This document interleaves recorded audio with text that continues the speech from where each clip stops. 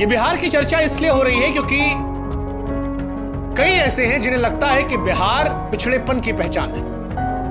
बिहार को देश से निकाल दिया जाए तो देश विकसित कहलाएगा।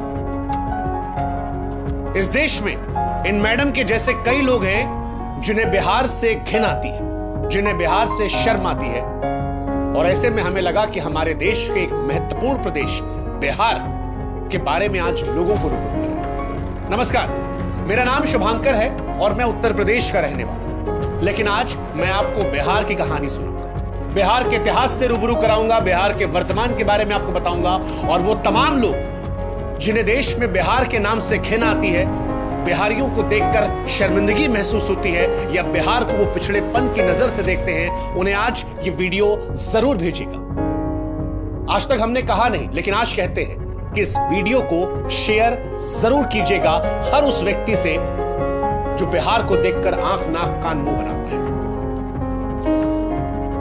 ये मोहतरमा शिक्षिका है, टीचर, और किसी अरे गहरे नत्थु खैरे स्कूल की टीचर नहीं है। मैडम केंद्रीय विद्यालय की शिक्षिका। लेकिन मैडम की जब भाषा हमने सुनी तो बड़ी शर्मिंदगी हुई कि कैसे धारा प्रवाह ये बिहारियों को गाली दे रही है। मेरे से क्या दुश्मनी थी? मुझे इंडिया के वर्स्ट फकिंग रीजन में पोस्टिंग दे दी। जब मेरे को गोवा दे देते, कहीं भी दे देते, उड़ीसा दे देते, कोई दिक्कत नहीं थी मुझे। I am not kidding, the situation of Bihar is actually, it is not even hyped up, it is, and Bihar is just have no civic sense, not even kidding।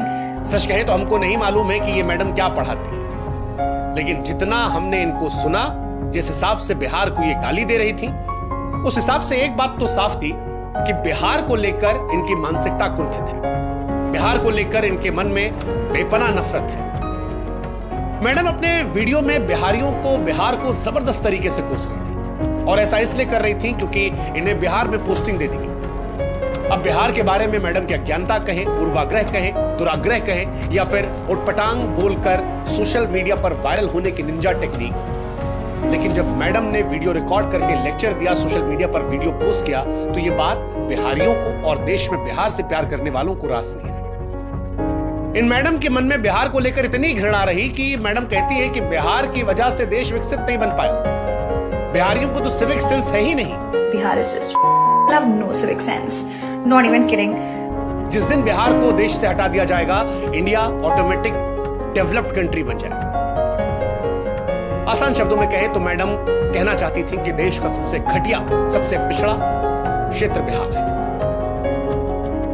फिलहाल मैडम, जिनका नाम दीपाली शाह है, उन्हें सस्पेंड कर दिया गया है, लेकिन सस्पेंड उस सोच को करना है, और आज इस वीडियो के माध्यम से उस सोच को हम सस्पेंड करेंगे।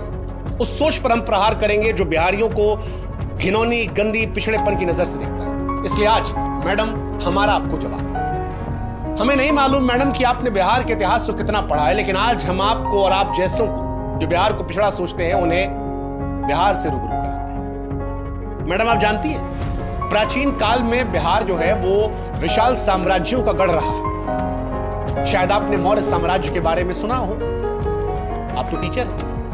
गुप्त साम्राज्य के बारे में सुना हो, शायद आपने चंद्रगुप्त मौर्य, समुद्रगुप्त, चाणक्य के बारे में सुना हो, शायद आपने पाल साम्राज्य के बारे में सुना। अच्छा चलिए, नहीं सुना कोई बात नहीं, आप तो शिक्षिका है ना।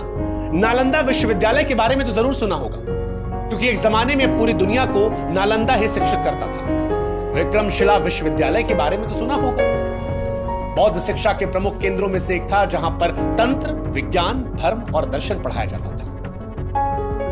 आपने सम्राट अशोक के बारे में सुना? वो सम्राट जिन्हें सम्राटों का सम्राट कहा जाता था, चक्रवर्ती सम्राट अशोक, जिन्होंने अपने जीवन में एक भी युद्ध नहीं हारे, अपने शासन में 23 विश्वविद्यालयों का निर्माण करवाया, जब हथियार को त्यागा तो सत्य शांति का ऐसा पाठ पढ़ाया जिसकी मिसाल आज भी सारी दुनिया में दी जाती है। मैडम, आप सरकारी कर्मचारी है ना, अशोक की लाट तो आपने देखी होगी, मतलब जानती है उसका मतलब होता है सच हमेशा जीतता है। इसकी ताकत इतनी है कि अगर एक साधारण से कागज पर यह लग जाए तो उसका महत्व बढ़ा देती है, क्योंकि यह संवैधानिक पद और संविधान की ताकत को दिखाती है। आपको भी मैडम जो ज्वाइनिंग लेटर मिला होगा ना, उस पर यह लाट जरूर लगी होगी, लेकिन आप कहती हैं कि बिहार बेकार है। अशोक के स्तंभ के बारे में सुना है मैडम आपने? भारतीय उपमहाद्वीपों में फैले अखंड स्तंभों में से श्रृंखला है। जिसे सम्राट अशोक ने बनवाया था, और ये उसी बिहार में है, उसी बिहार में जिसके बारे में आप कह रही थी कि सिविक सेंस नहीं है। मैडम, ये बिहार ही है जिसके संस्कृति का लोहा पूरी दुनिया मानती है। यही की भोजपुरी, मैथिली, मगही, तिरहुत और अंग संस्कृतियों का मिश्रण है। मधुबनी पेंटिंग के बारे में मैडम जानती है, इसी बिहार की है। चलिए बाकी सब छोड़ दीजिए, आजकल बड़ी चर्चा चल रही है मखाना को लेकर। हमारे देश के प्रधानमंत्री मोदी जी ने भी कुछ दिन पहले कहा था कि मखाना जरूर खाया कीजिए।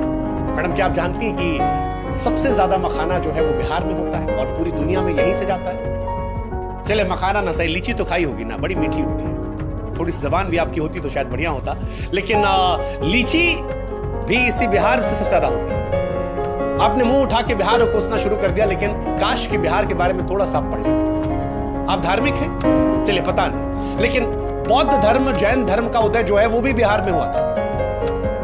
दुनिया में जब भी शांति का पाठ पढ़ाया जाता है तो गौतम बुद्ध का नाम आता है। क्या आप जानती हैं मैडम कि गौतम बुद्ध जी को ज्ञान की प्राप्ति इसी बिहार के बोधगया में हुई थी। महावीर स्वामी जैन धर्म के 24वें तीर्थंकर भी इसी बिहार के वैशाली जिला में पैदा हुए थे। यानी बिहार जो है मैडम वो बौद्ध और जैन धर्म की जड़ें हैं, सारी दुनिया में प्रसिद्धि है। अच्छा चलिए बहुत पीछे नहीं जाते, थोड़ा नजदीक आते हैं। 1857 की क्रांति के बारे में तो मैडम सुना ही होगा आपने, हो सकता पढ़ी भी हो।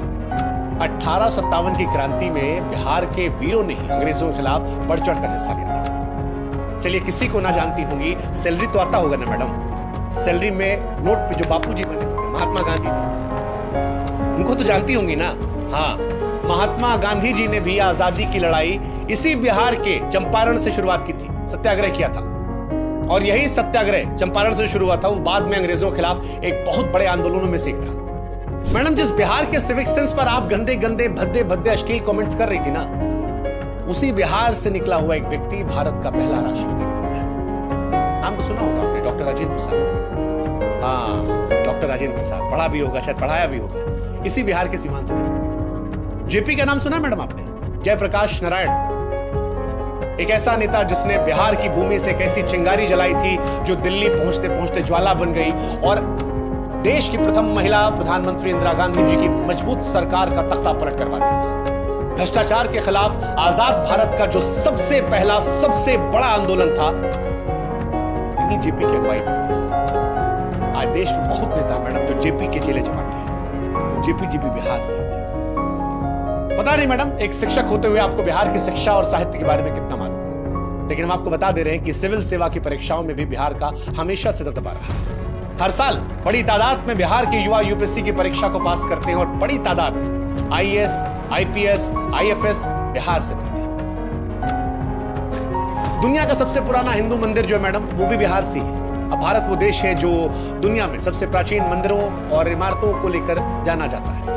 दुनिया भर से तीर्थयात्री भारत में इन मंदिरों को दर्शन करने आते हैं, लेकिन आप जानती मैडम सबसे पुराना मंदिर जो है वो बिहार के कैमूर जिला के कौरा क्षेत्र का मुंडेश्वरी मंदिर है।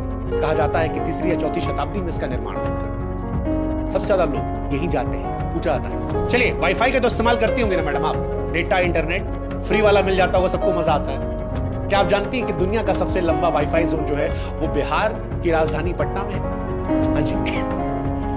और आपको जान के हैरानी होगी मैडम कि इसका कवरेज एरिया जो है ना वो 20 किलोमीटर है। इससे पहले जो रिकॉर्ड था वो चीन के नाम था, 3.5 किलोमीटर में वाईफाई नेटवर्क था, लेकिन उससे तकरीबन 6 गुना में बिहार से वही इंटरनेट जिससे वीडियो आपने अपलोड किया था और कहा था जीरो सिविक सेंस बिहारी पिछड़े लोग हैं, डेवलप्ड हो जाएगा। इसी बिहार में अशोक राजपथ पर कभी जाइएगा, वहां से लेकर दानापुर तक मुफ्त इंटरनेट है, कोई पैसा नहीं। बिहार सबसे दुनिया का सबसे बड़ा ऊंचा लंबा स्तूप जो है वो भी बिहार में मैडम, बिहार राज्य में ही केसरिया स्तूप, गूगल कर लीजिएगा, सबसे ऊंचा और सबसे बड़ा बौद्ध स्तूप है। चंपारण जिले में पटना शहर से लगभग 110 किलोमीटर उत्तर में केसरिया कस्बे में मिलेगा। यह माना जाता है इसका निर्माण मौर्य काल में हुआ था और आज एक महत्वपूर्ण ऐतिहासिक पुरातत्विक स्थल है। दुनिया भर से पर्यटक इसे देखने आते हैं। क्या आप जानती हैं मैडम कि देश का सबसे पुराना हाईवे जो है वो बिहार में 2400 किलोमीटर लंबा? हाँ, मतलब आपको हैरानी होगी, दक्षिण एशिया के सबसे लंबे और पुराने रास्तों में से हावड़ा के पश्चिम में स्थित बांग्लादेश के चटगांव से शुरू होता है और उसके बाद वर्धमान, आसनसोल, सासाराम, प्रयागराज, कानपुर, कन्नौज, एटा, अलीगढ़, बुलंदशहर, गाजियाबाद, दिल्ली, पानीपत, करनाल, अंबाला, लुधियाना, जलंधर, अमृतसर, पाकिस्तान के लाहौर, रावलपिंडी होते मैडम अफगानिस्तान के कंधार तक ये जाता है। वो भी बिहार में ही मैडम। हाँ चलिए, लिखने पढ़ने का तो शौक होगा ना मैडम आपको, कविता उविता लिखती हैं? एक कविता हमको आपके लिए याद आ रही है, आपकी हरकत पर। आपकी नौकरी चली गई तो हमको याद आया कि जब नाश मनुज पर छाता है तो सबसे पहले विवेक मर जाता है। अरे गजब, देखिए इत्तेफाक, देखिए ये जो कविता है ना मैडम, ये भी एक बिहारी ने लिखी है।